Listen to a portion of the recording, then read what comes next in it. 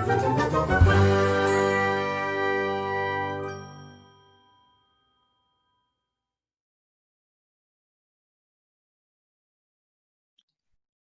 my name is Clare Bolton, and I'm the gallery manager at the Aurora Cultural Center.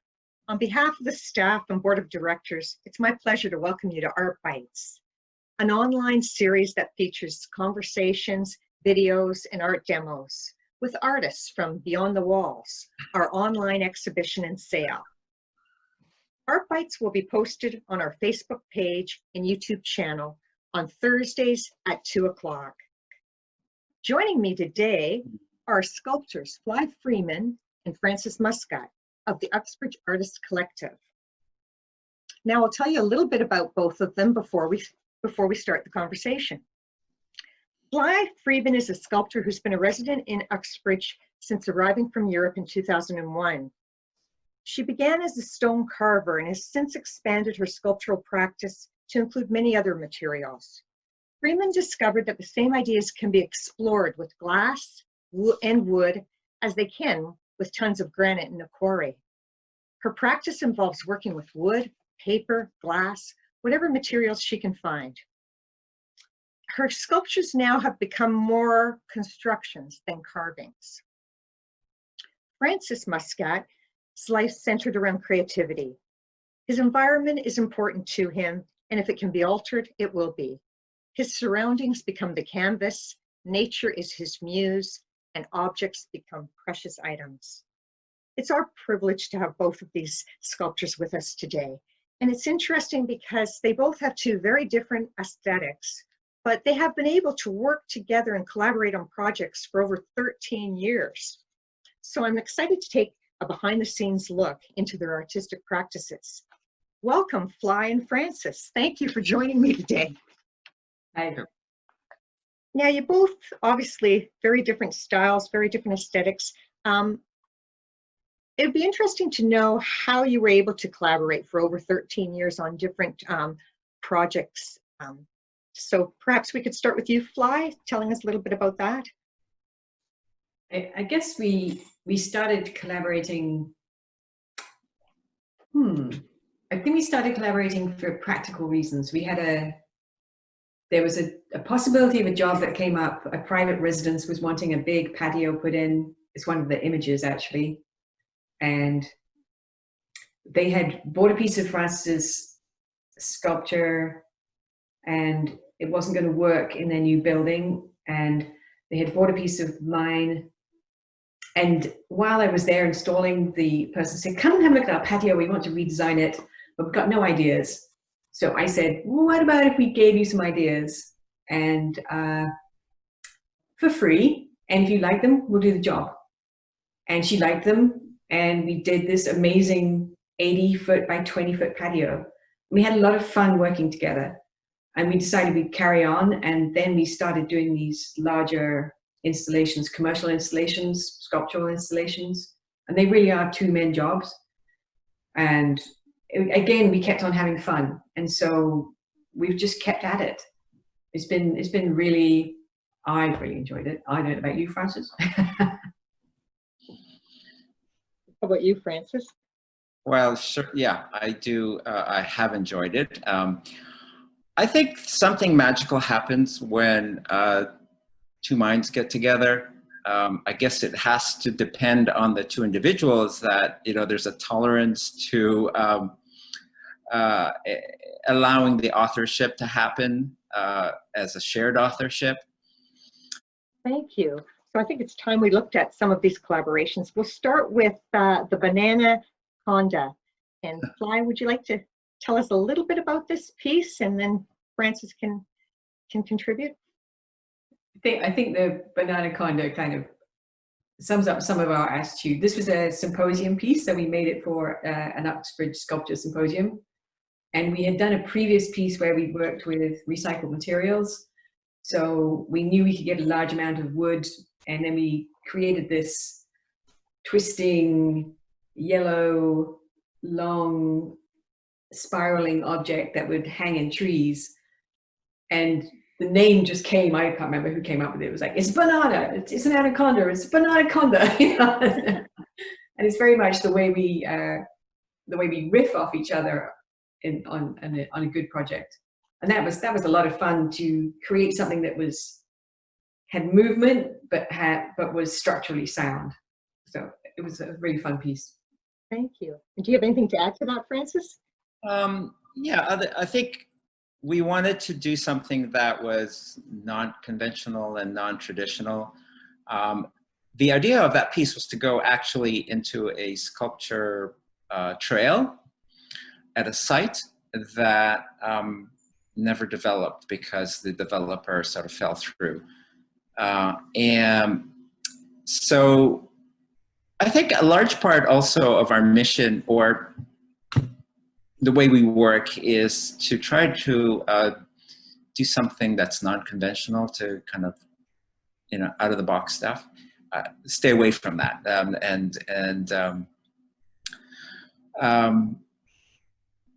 I think another important thing is we work with what we have, as opposed to trying to look for or purchase new material, or kind of use what we have. And as Fly said, we had an abundance of wood left over from another project that we used for that. Beautiful. Thank you. Now the next image is Random Sphere. It was a furniture competition, basically. Right. And we submitted ideas and we won. There were 3 winners. And it was our pieces were exhibited at Evergreen Brickworks in Toronto. And we did 2 pieces. We did this lighting piece. So it's called Random Sphere. So it actually has a solid metal hidden structure, and then the wood creates the sphere, and then within it are these glass blocks. But also within it is an LED lighting system. So the whole thing lights up and can change color as well. Amazing. And it's about 3 foot by 3 foot. And that was a really fun project. And it's a beautiful piece as well. And it really, it's a fantastic chandelier, and it looked great in their space. So it was a great project. Thank you. And now this next one is a private garden commission. Maybe just a few words about this commission. But there was a lot of glass, and there was also metal. Another great thing is we have in this community resources of people working in different material. So we had asked a metal worker to come up with the bowers for this patio. And we worked with a stonemason that was just so excited about what we were doing. They've never done anything like this. It was a lot of work for them. The budget was there. And so they spent probably 6 months in this project. We worked throughout the winter. They had built a tent around the patio so we can work in the winter, and they could work in the winter, a heated tent. It was a very exciting first project, very ambitious. The next image is called Murmuration. And I know this one almost took my breath away when I saw the images, and I can't wait to actually see it in real at some point. So Fly, can you tell us a little bit about this piece? This piece was, it's for a condominium foyer, so the entrance area of a big downtown condominium building right on the waterfront in Toronto. And it hangs over a descending spiral staircase. And the idea was to fill that space, but also to have the piece follow the staircase down a little bit, and then also hang in the well of the staircase. And it was a very ambitious project in that it was a big space, and then the installation takes place over a spiral staircase. So the scaffold had to be built, a platform right above the staircase, and then when we installed it, we had to drop it to the level of the scaffold platform, and then take the platform away and hope we got it right. Because that scaffold platform wasn't going back up again. So it was a lot of planning involved in it. And it was a very tight deadline. So we spent a lot of time in my studio with a long 22-foot table, creating these lines of the ellipses, and just really being careful about their length so that we knew that anyway, follow the staircase down as it circulated down. And it was a really interesting, how do we get these things to hold? There was a lot of logistical problems. So we had the idea came very quickly, and then working out how to do this thing was very tricky. We do have one more image to show of your collaboration, Kitchen Explosion. So Fly, can you tell us a little bit about this? I think Francis should start on this one. Oh, okay. We made a proposal to them to do something, and they said, well, we've been thinking about our kitchen needs something. And so we came up with a piece that was not, they love glass, I have to tell you that. And we came up with a piece that was not your traditional stained glass, because they didn't want that. So it really celebrates the glass, because it's a bit of color, but mostly texture in it. And so we came up with an idea of creating something and then breaking it. So that's why we call it an explosion. Breaking in the sense of having a sense of it being broken and exploding. And so it's fragmented pieces of glass that are suspended in wooden channels. So it has maybe 4 or 5 layers. And again, very difficult to sort of figure out how to put it together. But we had a complex diagram, didn't we? Yeah. It was like the paper diagram we worked on, and then each layer had a different diagram, and keeping it all together was just a mind bender, but it worked. Well, thank you for the behind the scenes story on each of those pieces. That was fascinating. I've been thinking about public art lately, and I'm wondering if you could tell us a little bit about the importance of public art in your own mind. I graduated, that was what I really wanted to do. I wanted to make art in the public realm and to place large pieces of sculpture outside. And I apprenticed with a Japanese sculptor who was doing that. I learned a lot from him. And then when I started doing it myself, I realized how complicated it is to create something and put it in somebody else's community that they either will accept or own.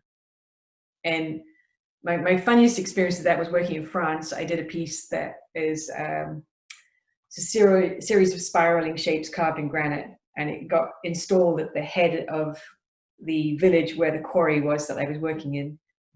And people would come up to me and go, "Ah, your new piece, c'est des champignons, oui, you know, it's mushrooms, isn't it?" And I would go, "Yeah." And then they'd go, "Ah," the next person would say, "It's animal horns, isn't it?" And I would go, "Yeah." And then they'd be like, "It's plants growing." Everybody had a different interpretation. And I would just say yes to everything because I was so fascinated by this. And I realized that this piece I'd left it gone from me, and now it was, everybody had a reaction, and they felt that they owned it. So it was a very, very positive experience about how you have to create and then let go, and then hope that the community will adopt your work. Thank you for that. I'm curious to know how our times right now, the pandemic, has it had any impact on your art? Has it changed your art? Do you have any thoughts on this at all? Maybe we could start with Fly. Yes. First, it had a direct impact on how many jobs came in. So often we have a big commission, or either between Francis and I or just by ourselves. And I've had a couple of small paying jobs. And quite frankly, I've been very happy to not have them, to be in my studio and to be able to process what's happening around me through my sculpture. And I've been having a really good time in the studio, really long creative moments, which is not normal. Normal is jumped up with other jobs, and so I've been carrying on with my spacing, my idea of social spacing and playing with the wood and the glass. And Francis gave me another lesson on how to cut really long, thin pieces of glass. So now these are getting more and more spacey. I can't show you another one because I can't actually lift it right now. I don't know what I'm going to do with them because they're incredibly fragile. But in a sense, this is a gift of a summer of not having to worry about what you're going to do with the pieces you make. You're just making, and then that's fantastic. Similar to flies, the financial insecurity is something you really need to think about, and it's very obvious, and it's there. But isolation is a great thing for artists. It allows them to just do what they want to do. And most of the times, life gets in the way and other things get in the way. So your creative flow changes. So for me, it's been great to just play. To me, work is play. And so what I've been working on is I got a friend who's always supplying me with fantastic pieces of glass, and they come from different sources. The most recent is he does a lot of neon installations and has a lot of waste. So they're colorful pieces. So what I've been working on are sort of viewed on both sides. And so these are kiln working glass pieces. So I'm melting and fusing glass together. Thank you for that. It's been absolutely fascinating hearing your different ideas and your opinions. Would you mind telling the viewers where they can find, an easy way for them to find more of your work? Francis? Certainly, yeah. My website, which would be francismuscat.ca. And also, Fly and I have a collaborative website, muscatfreeman.com. Thank you. Yeah. And I'm on Instagram as well. Just great. Thank you. And Fly? Yeah, I have a website, flyfreeman.com, and I'm also on Instagram. And also, you can find us also through the Uxbridge Studio Tour website, which this year will be digital. So we'll have more work on that too. Oh, fantastic. I know that's happening in September. So Yeah. The Aurora Cultural Center will link to the Uxbridge Studio Tour. Great. So thank you both for joining us today. Really appreciate it. Stay safe. Thank you.